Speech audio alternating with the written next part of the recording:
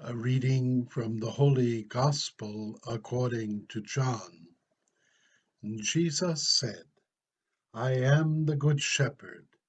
A good shepherd lays down his life for his sheep. A hired man, who is not a shepherd, and whose sheep are not his own, sees a wolf coming, and leaves the sheep and runs. The wolf catches and scatters them. This is because he works for pay and has no concern for the sheep. I am the good shepherd, and I know mine, and mine know me, just as the Father knows me, and I know the Father, and I will lay down my life for the sheep. I have other sheep that do not belong to this fold.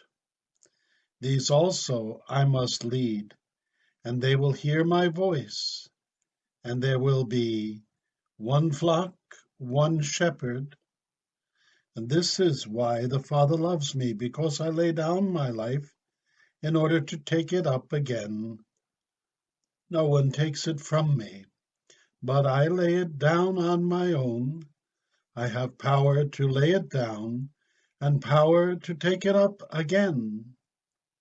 This command I have received from my Father.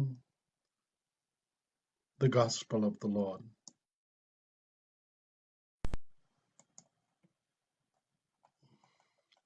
I've done a little bit of genealogical research over the past few years.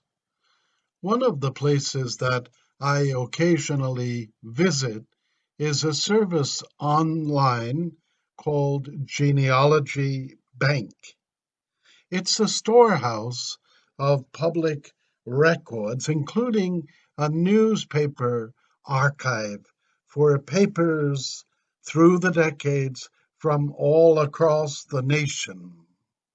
Yesterday, to pass the time, I visited that site and pulled up articles on my grandfather, Thomas D. Miller. There was hardly a week that went by when some mention of my grandfather didn't appear in the local newspaper from the time he was a young man until his death when I was less than a year old. Why was he so popular in the local press? Well, he was a politician like his father, my great grandfather, before him. My grandfather was the city treasurer.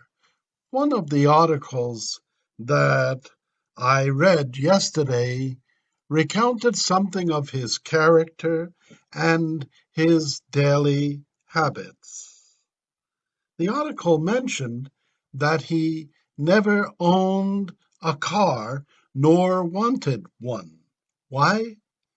Because, as he would recount, if I drove to work every day, I would never know the folks on the street.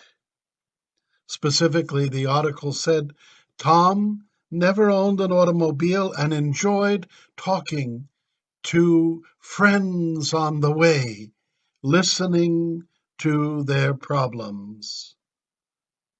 I can envision him saying to them, let me see how I can help.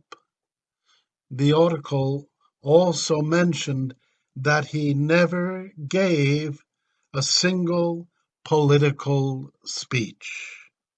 He didn't need to, because people knew him and he knew them, his constituents, because he walked among them at least 4 times a day on his way to work in the morning, back home for lunch, then back to work and home again in the evening. What has this to do with today's Holy Gospel. We hear Jesus say, I am the Good Shepherd. I know mine, and mine know me. A good shepherd knows his sheep because he walks among them daily. In this time of widespread public and personal health crises, is it not consoling and reassuring to remember that the Good Shepherd is not distant, but still walks among us, his own, even today?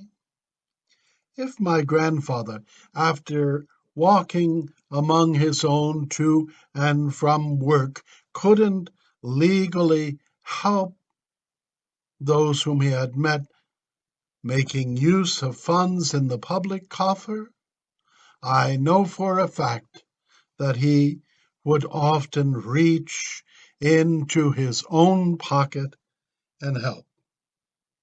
He was a man with a compassionate heart who walked among his friends, and there was hardly anyone in town who wasn't his friend.